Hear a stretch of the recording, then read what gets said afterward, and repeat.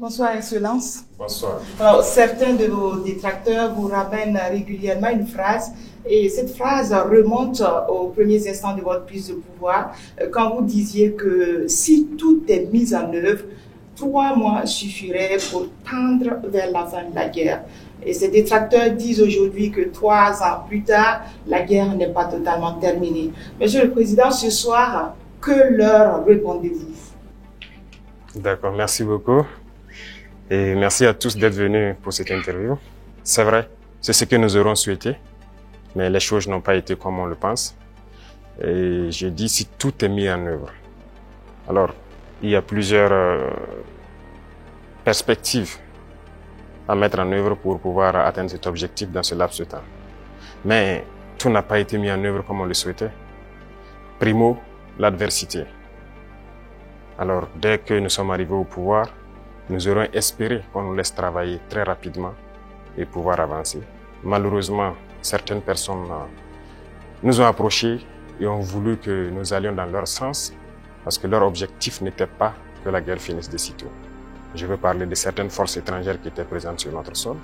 On a eu des débats houleux avec des diplomates venus d'ailleurs sur la question, mais personne ne voulait qu'on aille dans le sens de finir cette guerre. Nous l'avons compris à travers les messages.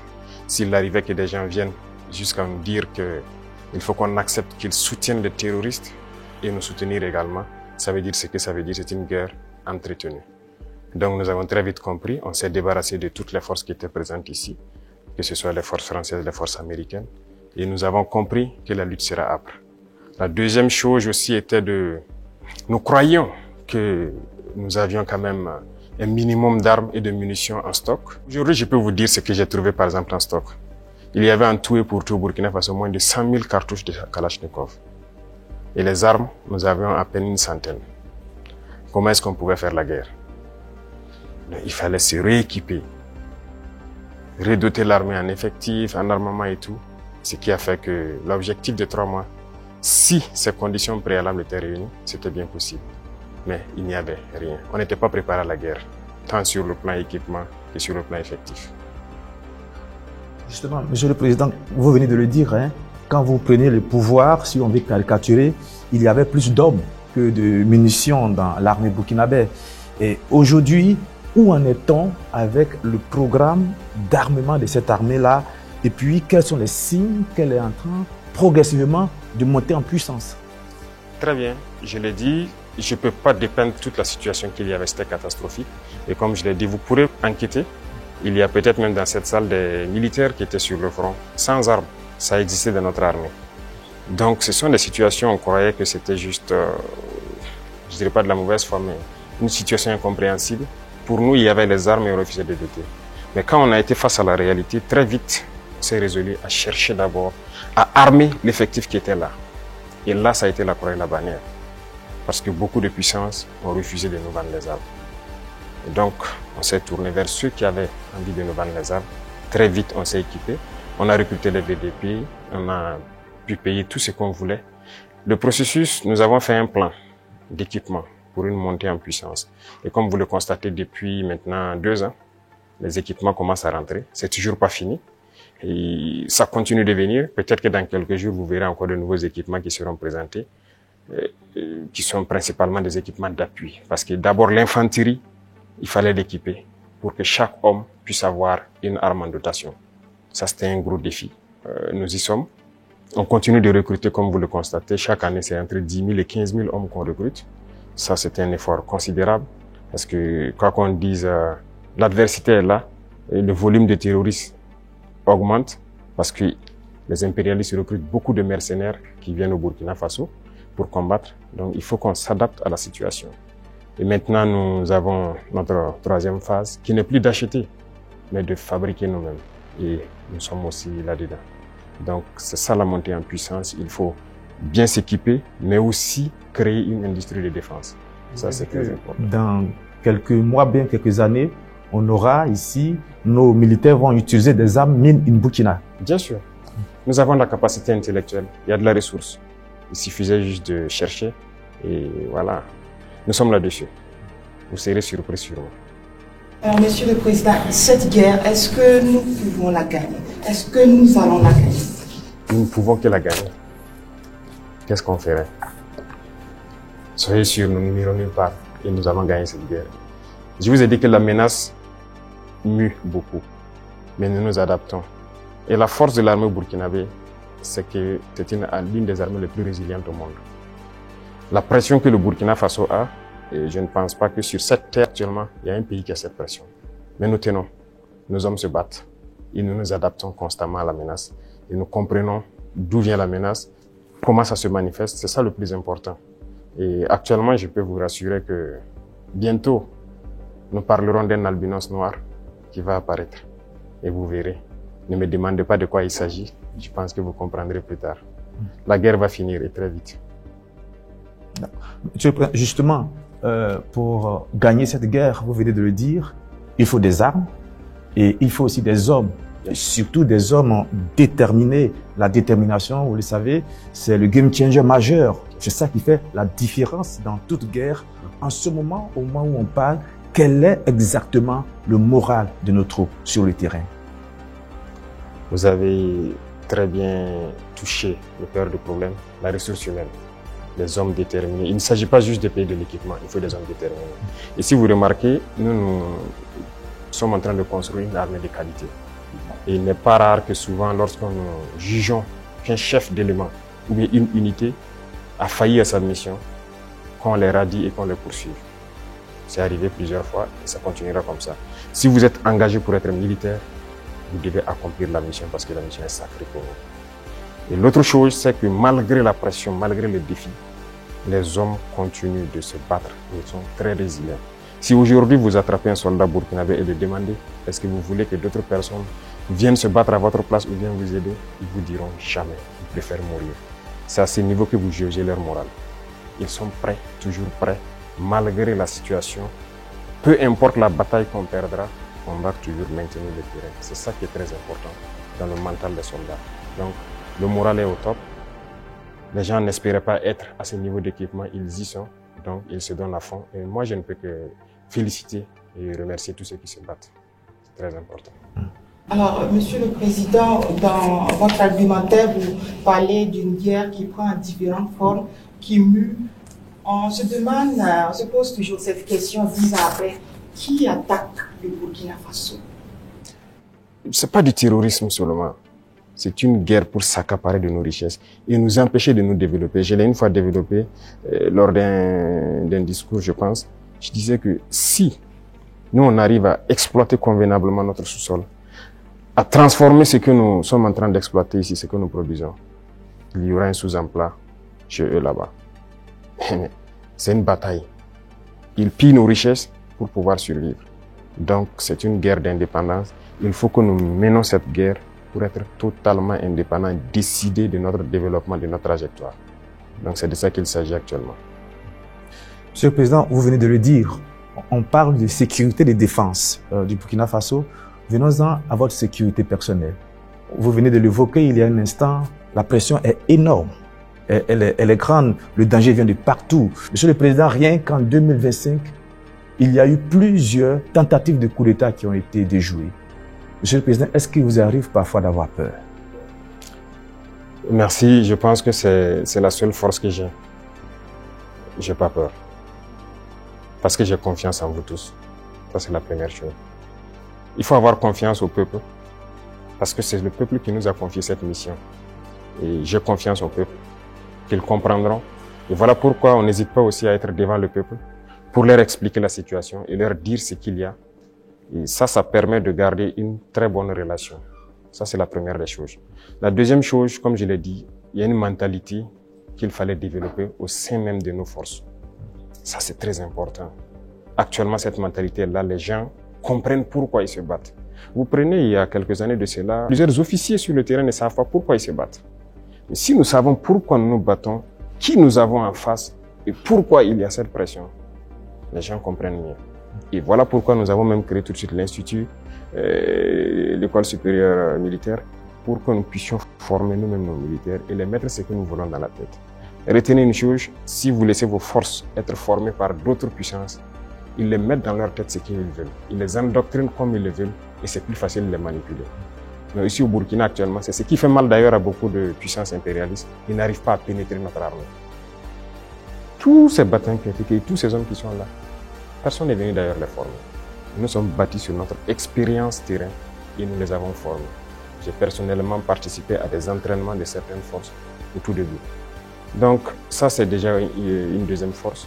Et l'autre force est que si vous avez une mission, un objectif pour votre pays, vous ne devez pas avoir peur. Si vous avez peur, vous hésitez. Si vous hésitez, vous compromettez. Et une fois que la compromission est là, vous êtes foutu. Vous avez tout à l'heure énuméré un certain nombre d'éléments qui font que vous êtes rassuré. J'insiste parce qu'il y a l'histoire aussi. C'est l'histoire qui nous conduit. Ces forces impérialistes, elles sont réelles. En 1961, elles ont eu la peau de Patrice Lumumba en RDC. En 1972, elles ont eu la peau de Kwame Nkrumah d'une autre manière. Et puis en 1987, elles ont eu la peau de Thomas Sankara, toujours avec des ennemis internes et parfois avec la complicité de certains voisins. Vous savez ce qu'on dit, Monsieur le Président? Le premier devoir d'un révolutionnaire, c'est de rester en vie pour continuer le combat. Monsieur le Président, est-ce que vous pouvez rassurer toutes ces personnes, tous ces hommes, ces femmes d'ici et d'ailleurs qui commencent à espérer que vous allez rester en vie? Ils manipulent toujours de l'intérieur, nous sommes très bien conscients. Et aussi un devoir pour nous, c'est de participer à notre propre sécurité. C'est pas aujourd'hui de dire que je suis chef d'État et voilà, je confie la sécurité juste à des gens. Non, tout le monde participe, moi-même je participe. Et c'est pourquoi j'ai dit, ce n'est pas juste une affaire de ceux qui sont à côté de moi, c'est une affaire de tous les peuples. Et la sécurité, ce n'est pas une affaire d'hommes de tenue ou tout ce que vous pouvez imaginer. C'est tout un ensemble. C'est aussi des comportements, des manières de vivre. Il faut éviter beaucoup de choses que peut-être des erreurs ont été commises dans le passé.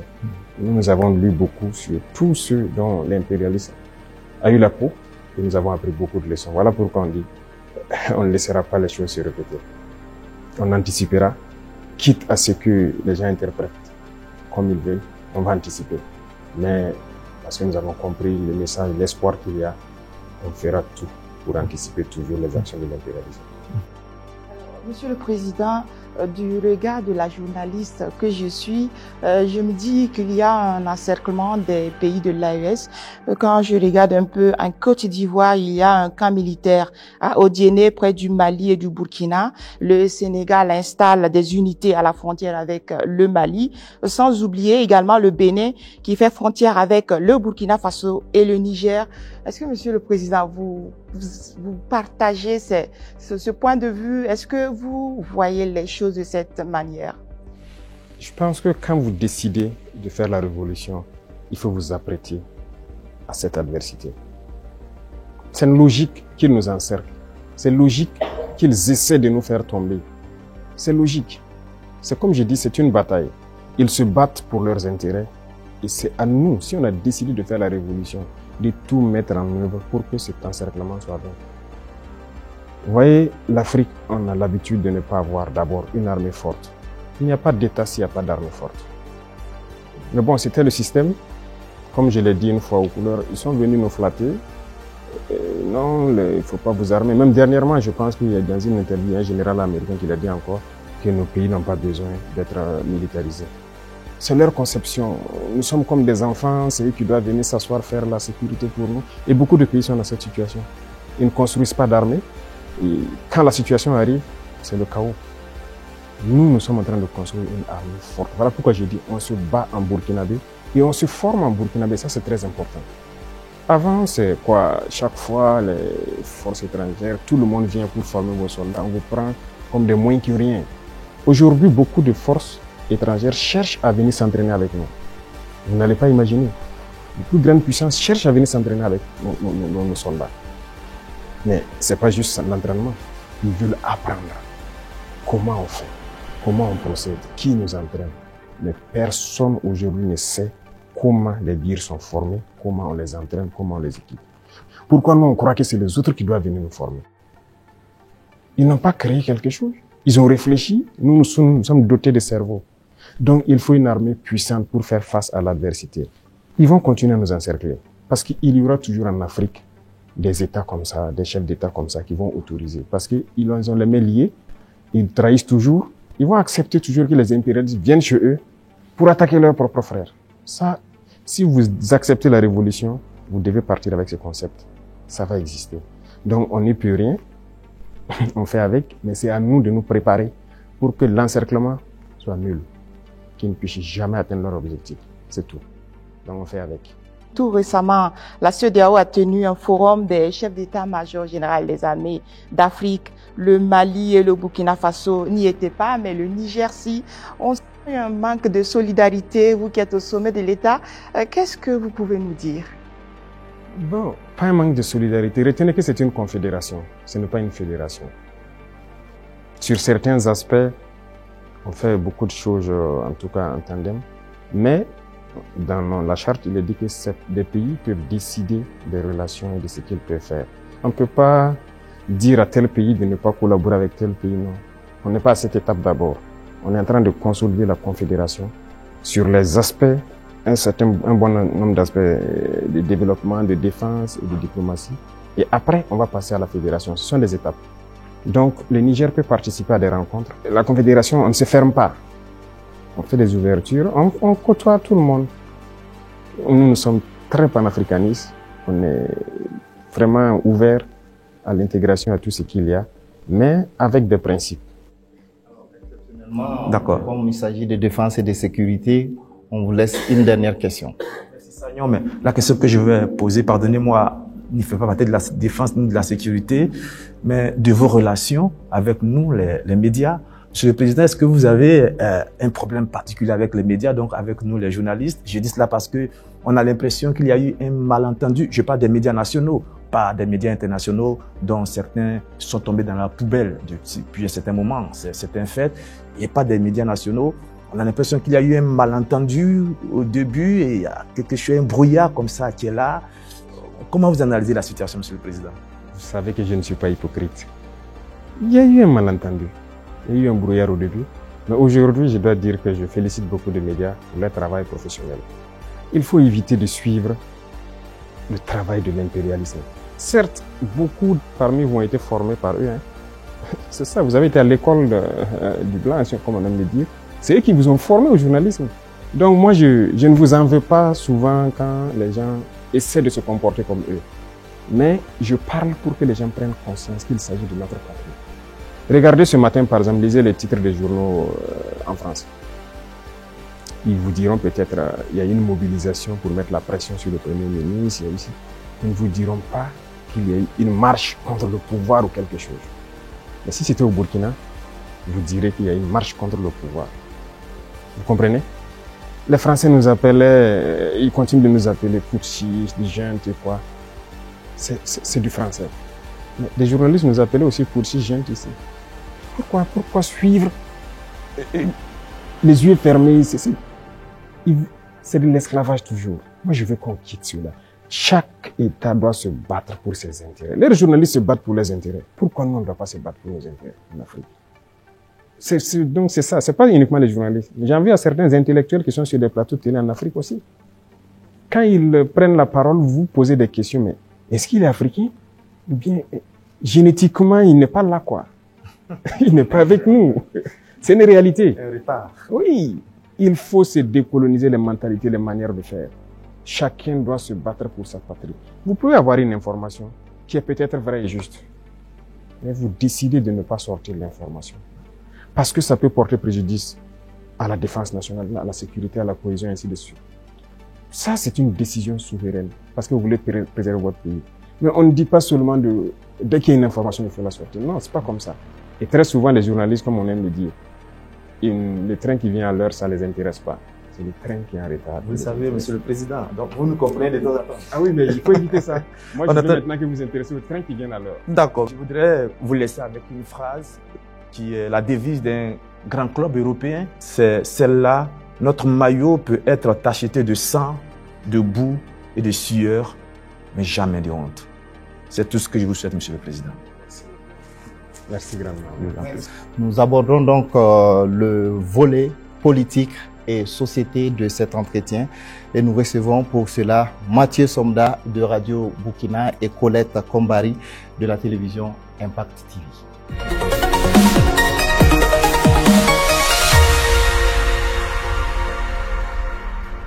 Bonsoir, chers confrères. Vous disposez également de 20 minutes pour échanger avec le chef de l'État sur la rubrique politique et société.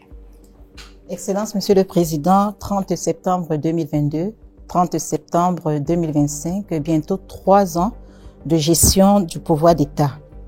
Quel bilan d'étape faites-vous en termes de mise en œuvre de votre vision et de votre orientation politique à travers la révolution progressiste et populaire? Il faut dire que nous avons pris le pays sur le volet sécuritaire avec une situation, mais aussi sur le volet économique, politique avec une autre situation. Retenez que il y avait beaucoup de réformes à faire. Tellement de réformes qu'on ne pouvait pas les énumérer en un coup. Et donc, nous avions une idéologie que nous avons commencé à mettre en œuvre, la révolution, jusqu'en avril dernier où on l'a proclamée officiellement. Et qui dit révolution, il s'agit de révolutionner tous les domaines de notre vie. Parce que on ne peut pas continuer à faire la même chose qui se passait et espérer avoir un autre résultat. Si nous étions dans la continuité, je pense que c'est mieux qu'on laissait les politiciens continuer leurs choses, mais nous avons voulu rompre. Et la rupture nécessite beaucoup d'engagement. Dieu merci, le peuple a compris, les gens ont compris qu'il fallait rompre. Que ce soit en termes de comportement, de pratique, que ce soit en termes de gouvernance, que ce soit en termes d'économie, de commerce et tout ce qui va avec. Et tous les jours, je peux vous dire qu'on continue de découvrir.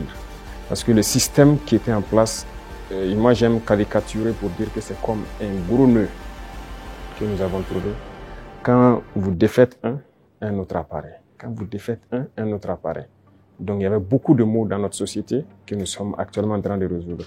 Et Dieu merci, je peux dire que plusieurs choses ont été lancées. Et le bilan, pour moi en tout cas, c'est satisfaisant, même si je pense qu'on peut faire encore plus d'efforts. Voilà. Et si vous souhaitez, domaine par domaine, vous pourrez me poser des questions, parce qu'il y a beaucoup de choses qui ont été entamées. Excellence, la révolution populaire progressiste, il y a eu des explications certes, mais les Burkinabés veulent davantage comprendre quel est le contenu de cette révolution. Le contenu exact, comme je l'ai dit une fois, je ne le dirai pas. Si vous permettez à tout le monde de connaître les détails de ce que vous voulez faire, on peut anticiper sur votre action. Mais nous avons dépeint voilà, les gros points pour que les gens puissent comprendre où nous allons. Alors, si vous remarquez, dans le modèle même de gouvernance, la lutte contre la corruption et la bonne gouvernance, il y a d'abord l'exemple que les gouvernants doivent donner. Et comme je dis, vous ne pouvez pas être là, une catégorie de Burkinabés, parce qu'on vous a confié des postes. Vous, c'est le choix entre les bons whisky et les bons champagnes. Pendant que des femmes meurent en allant chercher l'eau à la rivière, ils se noient ou quelque chose, ce n'est pas possible. Donc, il y a cette idéologie-là qu'il faut avoir pour pouvoir avoir une société de justice. Tout le monde doit pouvoir avoir accès, par exemple, à l'eau potable. Vous ne pouvez pas, vous, manger comme vous voulez, faire le choix des repas et jeter ce que vous voulez à la poubelle, pendant que d'autres ne peuvent pas avoir un seul repas. C'est ce qui nous a amené à lancer des initiatives dans l'agriculture, par exemple. Parce que notre population est en majorité agricole. Mais pendant longtemps, on se rend compte qu'ils sont délaissés. Ce n'est pas nos terres qui sont pauvres, ce n'est pas qu'ils n'ont pas la capacité de travailler. Mais il fallait les donner aussi ce souffle-là, ce qui nous a amené à créer des initiatives. Aujourd'hui, je pense que le plus important pour moi, lorsque vous rentrez dans les campagnes et que vous posez des questions aux cultivateurs, ils peuvent vous dire que franchement, voilà, ils se sentent bien maintenant. Ils cultivent, il a de quoi se nourrir et le surplus, il le revend. Généralement la SONAGES qui paye, qui fait un stock de sécurité. Et lorsque dans certaines zones ou dans certaines périodes, il y a des soucis, ils le ressortent, ils le vendent à prix bien subventionné, accessible de tous. Donc ça, c'est très important. L'idéologie de révolutionner beaucoup de domaines, quand on prend le domaine même des finances publiques, alors on est en train de digitaliser beaucoup de paramètres, avec beaucoup de difficultés parce que les gens n'aiment pas ça. Bientôt, par exemple, on va lancer la facture électronique. Déjà, quand on a émis l'idée, mais beaucoup de grands opérateurs sont opposés à cela. Pourquoi ils ne veulent pas la transparence? Parce qu'on a habitué les gens à la tricherie, à voler. C'est comme une norme. C'est ce qui était installé, donc il faut changer tout ça. Sur le plan des infrastructures et beaucoup de choses, le domaine des marchés publics et tout ce qui va, c'était d'ailleurs le domaine le plus corrompu. Voilà, vous êtes un entrepreneur, vous venez nous voir, on vous donne le marché, vous surfacturez, et après on se donne quelque chose à l'arrière. C'est ça la règle d'or. Et donc quand quelqu'un même vient avec cette idée, vous êtes exclu d'office. On ne vous permet pas. Et si on laissait continuer dans cela, je ne pense pas qu'on puisse s'en sortir. On ne pourrait pas payer des arts parce que, comme je l'ai dit, si vous ne faites pas des économies d'échelle, vous ne pouvez pas vous équiper. Vous ne trouverez pas une seule banque dans le monde où vous partirez prendre un prêt pour payer des armes. Ça n'existe pas. C'est avec vos fonds propres que vous pouvez vous équiper. En tout cas, nous, on n'a pas eu cette occasion. Et si quelqu'un en connaît, peut-être qu'on est preneur. Et tout ce qu'on est en train d'acquérir, je vous ai dit une fois le montant, ce sont des milliards de dollars. Hein. Comment on fait? Où on a puisé l'argent? Mais cet argent était là. Il fallait assainir le domaine des finances, le commerce et tout ce qui va avec. Et le fonctionnement de nos sociétés d'État, vous avez pu remarquer cette année les résultats de 2024 qui sont au-delà. 2025 est encore meilleur que 2024. Je prends le domaine des hydrocarbures où dès 2023, nous avons fait d'énormes progrès. Avant, c'était des subventions de l'État. Ça veut dire qu'on collectait encore des impôts pour subventionner la société, pour payer le surplus, le manque à gagner et tout ça. Mais maintenant, la société n'est plus dans cette situation. On a épongé toutes les dettes de la société et elle commence à faire des marches. Mais c'est parce qu'il y avait la corruption dans le milieu. Donc il y a tellement de situations, je ne peux pas tout citer. Et donc il faut révolutionner ce domaine aussi par la digitalisation et tout ce qui va avec. L'administration en gros, tout est en train d'être digitalisé pour que les gens n'aient plus accès à l'argent liquide qui circule et que les choses soient transparentes. Vous qui demandez le service, vous savez à quoi ça correspond et vous savez où votre argent part. Les infrastructures, vous êtes témoins aussi, qui sont vraiment un problème crucial. On est en train de révolutionner tout. Donc c'est l'esprit comme ça, de changer de paradigme, faire ce qu'on n'avait pas l'habitude de faire. Donc comprenez ça par cette phrase. Excellence, Monsieur le Président, on est entré dans la révolution progressiste et on y va. Mais il y a cette tranche de la population, le politique, qui œuvrait avant. Quelle peut être la place donc de ce politique actuellement dans cette révolution? Je ne vais pas être hypocrite encore. Si c'est cette mentalité politique, ils n'ont pas de place dans la révolution. C'est opposé. Regardez comment le Burkinabé était. Puisque pendant 27 ans, bon, plus de 27 ans de règne de Blaise et même le pouvoir du MPP, ça continue dans la même politique. Et cette politique, notre génération est née dedans. Donc on est né et les gens ont grandi avec une mentalité. Si tu ne connais pas quelqu'un, tu ne peux pas avoir accès à certains services. Ce qu'on appelle les deals. Tout le monde a évolué avec cet esprit de deal, de corruption, de tout. C'est dangereux, mais c'est la politique qui a mené ça. Parce qu'il y a des entrepreneurs politiques, vous avez entendu parler de ça. Les jeunes qui se lèvent parce qu'ils savent parler, ils savent flatter. Et c'était quoi la politique? C'est quoi la politique en Afrique? Il faut dire la vérité. Quelqu'un qui a l'art de mentir, de tromper, de flatter. Vous voyez tous les vices. Si vous regroupez tous les vices, vous êtes un bon politicien. C'est la réalité. Nous, au village, quand on voit quelqu'un qui est un trompeur, il ne dit pas la vérité, on dit, lui, là, c'est un politicien. C'est comme ça on disait. Donc, il faut que cette mentalité change. Beaucoup ont changé. Beaucoup ont compris, ont changé et marchent avec nous. Maintenant, ceux qui veulent rester dans leur radicalisme politique ancienne, là, ils n'ont pas de place. Ça, on ne va pas se mentir. Sinon, qui ne faisait pas la politique au Burkina? Mais c'est le même peuple. C'est parce qu'on a parlé, ils ont compris, et par les actions, ils voient, ils ont compris, que les gens commencent à changer de mentalité. Et nous voulons changer définitivement les mentalités pour que personne ne pense qu'il faut d'abord appartenir à tel parti pour bénéficier d'une route, il faut appartenir à tel parti pour avoir un fourrage. Non. Tout le monde au Burkina doit bénéficier des bienfaits de la nature du Burkina et du travail du gouvernement. Donc, la politique, moi je disais que la manière de la faire, ça divise. Et ça donne des avantages particuliers à un groupe et l'autre groupe n'a pas d'avantage. Donc non, il faut qu'on arrête ça. Donc beaucoup ont changé, beaucoup... Il y en a qui sont dans des postes de responsabilité. On nous interpelle même que non, lui là, il a milité dans tel parti. Je dis aux gens, non, on n'est pas là pour diviser. On est là pour unir. Tant que la personne a compris et veut faire le travail comme on le veut, on le met. Comme il y en a aussi qu'on a responsabilisé à des postes, et 2 mois, 3 mois, vous avez vu qu'on les a cherchés. Parce que s'il vient et qu'il continue de vouloir faire la même chose qu'il faisait, on va te chercher et on va te punir. Donc c'est un changement de mentalité que nous voulons. Tous ceux qui changeront de mentalité sont les bienvenus dans le bateau. Mais si vous voulez continuer à fonctionner comme la politique ancienne, vous n'avez pas de place dans la révolution. Excellence, vous l'avez dit plusieurs fois, il faut de l'ordre et de la discipline pour le développement du FASO. Le recyclage des jeunes a déjà commencé. Comment enrôler les autres couches de la société? Voilà, très bien. Ce programme, c'est un vaste programme que nous n'avons pas voulu détailler. Mais j'en ai parlé une fois lors d'un de mes entretiens, qu'il y a un vaste programme en cours. Il faut commencer. En fait, les jeunes, c'est bien, mais ce n'est même pas eux notre cible, ce sont les plus petits. Les plus petits, c'est eux notre cible. Après la mort de Sankara, vous avez suivi, on a cherché tous les travailleurs des garderies. Certains même sont décédés, malheureusement. Les garderies se sont fermées. C'est le privé peut-être qui se débrouille, qui ouvre quelques maternelles et tout. Et bon, l'école est devenue autre chose. Vous savez, si vous voulez une société qui va être combative et compétitive demain, il faut miser sur les enfants. Aujourd'hui, moi j'ai séparé les 2 ministères pour que le ministère de l'enseignement de base prenne en compte ce volet. Vous voyez, on a lancé dans le concours normaux beaucoup de recrutement pour l'encadrement de la petite enfance. Mais on vient de lancer encore de manière exceptionnelle ceux qui ont déjà été formés, qu'on veut recruter pour que cette année, on commence un certain programme. C'est eux la cible et on va y arriver.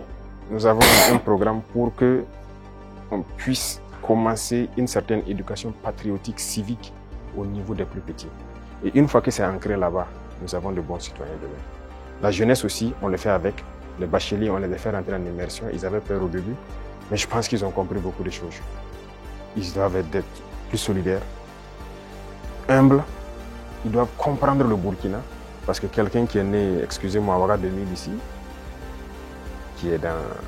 Voilà, il dort dans le lit qu'il veut, il se plaint même que le matelas n'est pas bien. Le matin, il a le choix du petit déjeuner, ce qu'il veut. À l'immersion, il dort par terre, sur la natte. Il comprendra qu'il y a d'autres Burkinabés qui dorment par terre. À l'immersion, il n'a pas le choix du petit déjeuner. S'il y en a, s'il n'y en a pas, il mange ce que les autres mangent. Déjà, dans sa tête, il comprend qu'il y a 2 faces du Burkina Faso.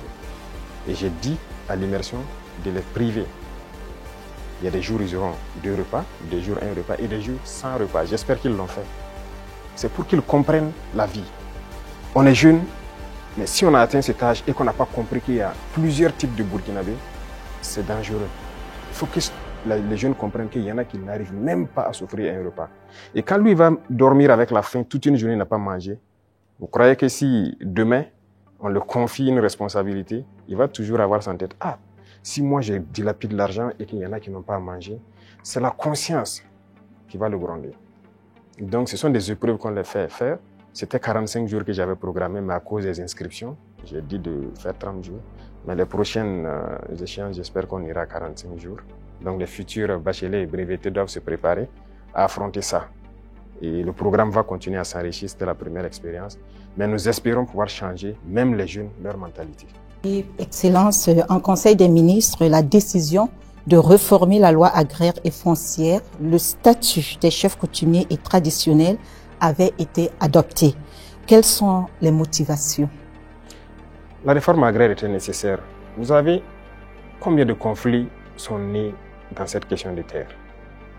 Il y a des villages qui se sont machetés, des familles se sont divisées à cause de la question des terres. Il faut que l'État prenne ses responsabilités. Mais si vous hésitez, parce que vous avez peur de déclarer ça, que des gens vont se sentir frustrés ou pas, c'est pourquoi la révolution est la bienvenue. Il faut décider à un moment donné d'arrêter tout ça. Il y avait combien de promoteurs immobiliers au Burkina en 2010? Je ne pense pas, ça ne vaut pas une vingtaine. Subitement, en 2015, on en a plus de 200. Ils ont payé les terres partout, ils partitionnent, ils vendent, ils revendent. ils ont pillé les terres et c'est dangereux. Actuellement, nous avons une application CICAD qu'on vient de lancer, on est en train de réenregistrer. Mais ce qui se passe est terrible. Même les parcelles dans les villes, les gens vendent et revendent à plusieurs personnes parce que ce n'était pas digitalisé. C'est un gros registre. Vous pensez que quelqu'un peut fouiller les registres, voici le numéro de la parcelle appartient à telle personne, donc toi tu es allé acheter, c'est pas... Donc il y a beaucoup de doublons et ça crée des conflits. Et pendant que ces politiciens-là faisaient ça, ils sont là dans des conférences, des trucs, que cohésion sociale. Vous ne pouvez pas faire de cohésion sociale en divisant les gens sur la terre. Voilà pourquoi on a décidé de prendre nos responsabilités, d'arrêter ce massacre-là. Et voilà, la terre appartient à l'État. Et désormais, on fera tout pour équilibrer au maximum voilà, la situation et que les gens ne se sentent pas lésés. Pour la chefferie coutumière, c'est pareil. Cette loi est là il y a longtemps. Hein. Il y a très longtemps, selon ce qu'on m'a dit, mais personne ne veut. Mais nous avons décidé de mettre la main à la pâte et regarder, parce que la chefferie coutumière, pour moi, ils doivent être respectés, ils doivent être écoutés, ils doivent être ceux-là qui travaillent pour la cohésion sociale. Quand ils parlent, quand il y a un conflit, il y a une situation conflictuelle, ils doivent parler, pouvoir rassembler et que leur voix doit porter. Donc il y a un certain nombre de privilèges, si je peux dire, qu'on a mis autour, des symboles de la nation qu'on a mis autour pour que les gens les respectent. On le veut ou pas, on les respecte et qu'eux-mêmes, ils imposent le respect. Parce que dernièrement, les politiciens les avaient détournés. Beaucoup, aujourd'hui, voilà, regrettaient avoir marché aux côtés des politiciens. Il y a des villages où les gens sont divisés, les gens ne respectent plus les chefs. Mais avec cette loi, en tout cas qu'on a amenée à la LT, nous avons essayé d'élaguer beaucoup de choses pour que leur respect dans la société puisse être réinstauré. Et ça, c'est très important. Excellence, la lutte contre le terrorisme affecte notre tissu social avec des soupçons d'exaction communautaire. Le vivre ensemble est menacé par endroits. Comment amener les Burkinabés à renouer avec les valeurs cardinales telles que la solidarité, le civisme et la cohésion sociale? Je pense que ces valeurs sont en train de revenir toutes seules. Au contraire, la guerre a forgé aussi à ce que les gens comprennent beaucoup de choses et les gens commencent plus à s'unir. Vous savez, les inégalités sociales créent plus de problèmes de cohésion sociale que le terrorisme. Il y a trop d'inégalités sociales. Je disais à certains, je dis, écoutez, vous avez mangé à votre faim. Vous allez vous asseoir comment avec elle qui n'a rien mangé pour parler de cohésion sociale? C'est pas possible. C'est la même situation que je vous ai pris tout de suite. Il faut essayer au maximum de mettre les gens à un certain niveau. Tant qu'il y a la richesse, que ce soit bien réparti. Ça, c'est le premier pas. Les cas d'exaction et tout ce qu'il y a, il faut faire attention. Il y a beaucoup de gens qui ont donné des allégations. C'est dernièrement, quand on a vu le cas à Solenzo, ils ont sorti des images, parlé. On n'a rien dit, on s'est calmé. Quand ils ont fini de chanter, on a montré les civils qu'ils disaient que les forces ont tués ont été transportés jusqu'à Ouagadougou ici, mis en sécurité. Ah, si on les a tués, pourquoi ils sont à Ouagadougou? Comment ils se retrouvent à Ouagadougou? Souvent, c'est fait à dessein. Ils inventent tout ce qu'ils veulent inventer avec leurs ONG, leurs médias et tout. Mais on laisse, quand ils finissent, on montre la vérité. Voilà. Les terroristes ont pris des civils comme boucliers humains, certes, mais les forces ont pu faire la distinction. Et après le combat, ils ont rassemblé les civils à Solenzo. On a dépêché les moyens nécessaires pour les transporter, venir. Et ils ont été présentés devant tout le monde. Ce sont des centaines de civils. Ils ont témoigné.